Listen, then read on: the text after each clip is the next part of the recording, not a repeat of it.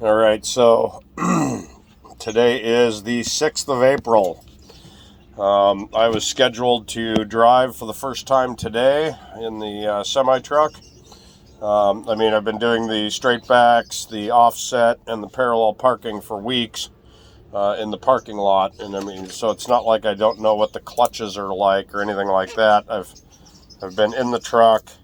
I've been doing all of I go into school every day. I do my pre-trip inspection. I do my in-cab, my air brake test. I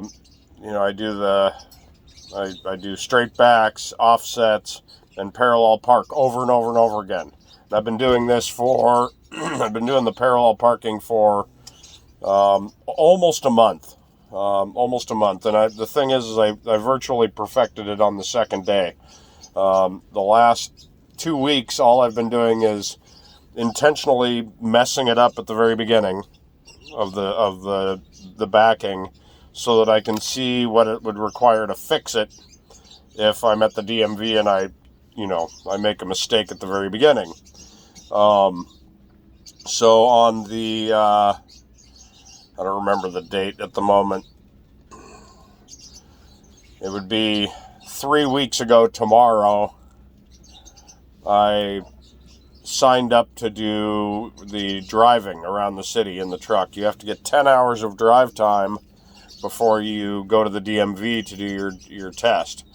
And so that would have given me, if they'd have signed me up for the very next week like they were supposed to, because that was on a Tuesday, so if they'd have signed me up for the Monday, Wednesday, Friday, I'd have technically been ready to go midweek this week, which would have given me extra time to just practice, whatever, even though we do that every day. I practice everything every day. I go in there at 1:30 in the afternoon when all the instructors are at lunch, and I do a full pre-trip inspection.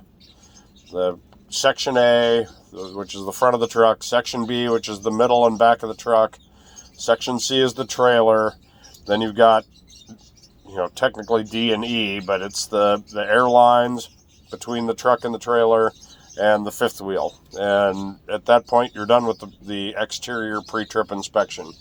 Then you get into the truck. Well, at the DMV, you have the instructor check all your lights while you do left turn signal, right turn signal, emergency flashers, headlights, brights, looking at your clearance lights and all of that stuff.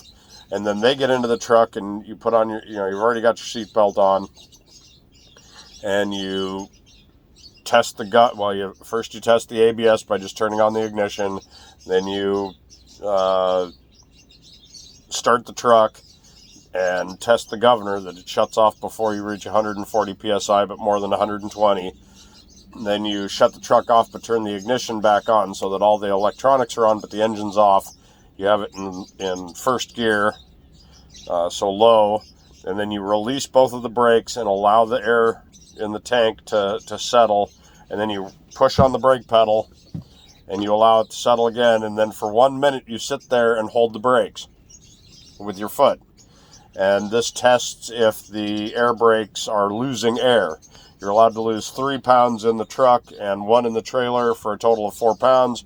If you lose more than 4 pounds, then you failed. Or the truck failed. You didn't fail, but the truck failed. So if one of them happens so then after you do that, you let off the brakes after the minute. You've passed the air leak test. Now you're testing your emergency lights and buzzers, and so you just press on the brakes over and over and over again until the buzzer and the light comes on, and then you tell them at what pressure that was at. It has to be between 55 and 75. On most of the trucks at this school, it tends to go at about 65. So I've yet to see that fail. Then you continue, because your brakes are already released. They've already been let off. So, and the only thing holding your truck in place is that you're in low gear. So you continue to feather the brakes over and over and over again until the air brake valves pop out. And you have to tell them when each popped out. So if one pops out at a different time, you have to tell them what air pressure it was. They both have to pop out at less than 40 but more than 20 pounds per square inch. And as soon as they both pop out, you call that a good test. Then you check that the brakes that you just watched pop out have popped out. You pull on them.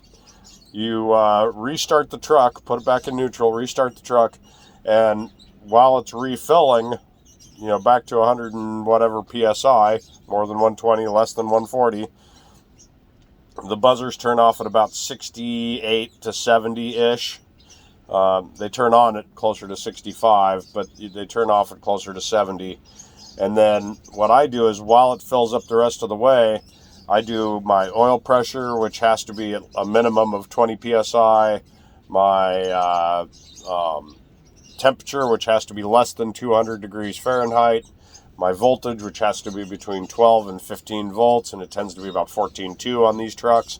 And then you do your, point out your fuel gauge and your def tank are more than a quarter of a tank full, and then you point out your two air gauges, which are your primary and your secondary air gauge. And then by the time you're done with that, it just takes a couple seconds and it reaches the point where the governor shuts off, and you tell them again, my governor shut off. I can tell that because the needle isn't moving, and I heard the sneeze, and we're at 135 PSI. At this point, you do a pull test. You set the brakes on the trailer, but you leave the brakes on the truck released. So you pull forward, and it pulls on the trailer, but the trailer doesn't move because the brakes are locked. So you call that a good test. You then you set the truck brakes and you release the trailer brakes, and you pull forward and see if the truck holds the brakes, and it does. And so you say, okay, that's a good test. And then you release the truck and the trailer brakes, and you say, I'm going to pull forward a couple of feet. I'm going to press the service brake pedal. The truck should stop, and the steering wheel should not turn one way or the other. And so you pull forward and you hit the brakes, and the steering wheel doesn't turn, which indicates that the brakes on both sides are working equally. And you say, that's a good test. And then you say, and with the truck still running, you reset your brakes, and you go through the rest of the end cap. My windshield is in good condition. It's secured with a rubber gasket. There's no leaks, no cracks, no illegal stickers, and it does not leak. My windows roll up and down properly, and you actually do that. My city horn works. My highway horn works. My dome light works. My left turn signal works. My right turn signal works. My headlights work. My emergency flashers work. My brights work.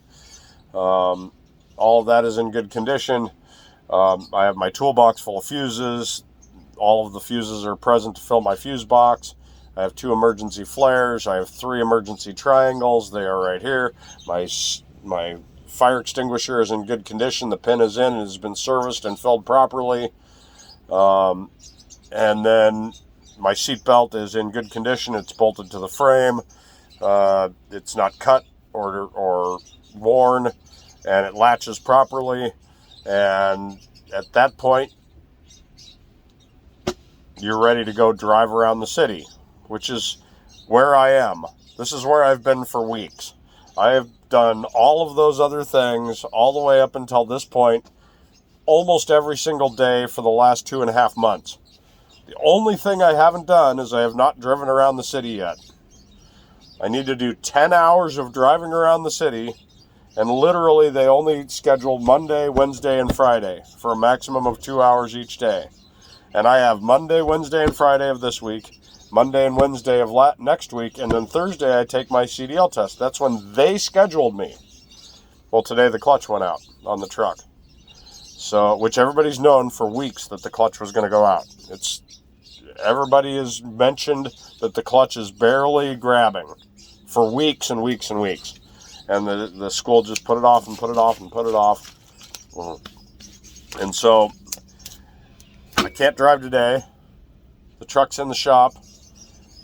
It might come back tomorrow, but it seems pretty unlikely. More likely it's going to show up on Wednesday, but maybe not even Wednesday, because this is a whole take the transmission out, replace the clutch, put the transmission back in. It could take 2-3 days, depending on how busy the shop is.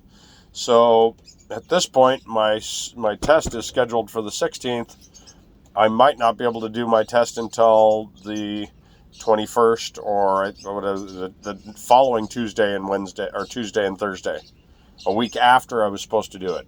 And 2 weeks later than I wanted to do it, but the school's been putting it off. So that's where we are. I'm not spending $30 a day to drive all the way down there. It's more like $35 every day, because fuel currently in California is $8 a gallon for diesel.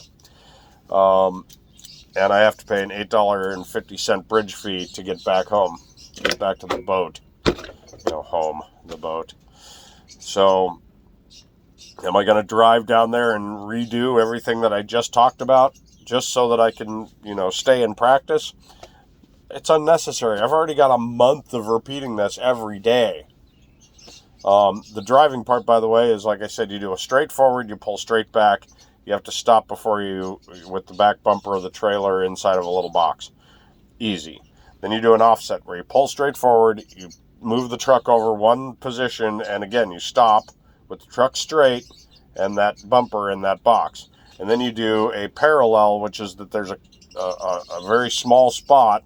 It's basically with the truck pulled all the way back, half the length of the truck in front of you. You have to back in behind a cone and put it in the spot next to you without touching any of the cones, and have it straight and put that trailer in the box. Then this is what I've been practicing over and over and over again for a month, and I do it over and over again, 8, sometimes 10 times a day. I do this both directions, by the way. I do a left side and a right side. So if you're going to parallel park on the left side of the road, got that one, which is very unusual. It'd have to be a one-way street, or you're going to pull onto the right, and you'd be done on that side of the street. We do both. I do one way, then I do the other way, then I let somebody else get in, and then they do it, and then the next guy does it, and the next guy does it, and then I get back in, and then I do it, and I do it, and tired of doing that. It's not worth. I've already spent $2,500 on the school, and about $150 a week in fuel for 2 months. So more like $100 a week, because the fuel price didn't go up the first month. So we'll say $100 a week. So we're talking 2, 4, 6, 8, about almost $1,000 in fuel just to go to the school, because it's 25 miles away, so 50 miles round trip.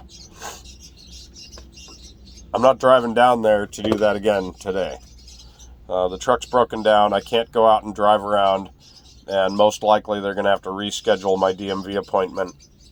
I've got 2 trucking companies that want me to come in for an orientation. Night Trucking, and which is Night and Swift. It's both companies. And Western Express, and then some company in Chicago that I'm not really interested in. And I've stopped applying because they're already showing that much interest. They're going to want to know why it is that I didn't take my test on the 14th, but that was my mistake. I thought it was the 14th, and it turns out it was actually the 16th. Now it's going to be like the 21st. They're going to ask, why in the world aren't you going to the DMV and doing this? Well, I had to save the text telling me that the truck was broken down so that I can send that to my recruiter, or my recruiters, plural. I don't really want to go to Western Express. I kind of like Night. I don't want to drive for Swift, just because I don't want to have that Swift thing on the side of my truck. I don't want people judging me, before they ever know me. I'm a pretty careful driver already. I'm not going to be... I watch Bonehead Truckers almost every day. I know Swift's reputation, but pray for me, buddy. Guys, I really, I'm hoping that they figure out how to make this happen on the 16th, because, it doesn't look good when you keep putting off your job interview for what could look like it just, an excuse. And I want to get to work. I'd be ready to go right away. I wanted to go a week ago and do my drive test, but the school put me off for almost 3 weeks just to even start driving. So there we go. Talk to you guys later, and God bless.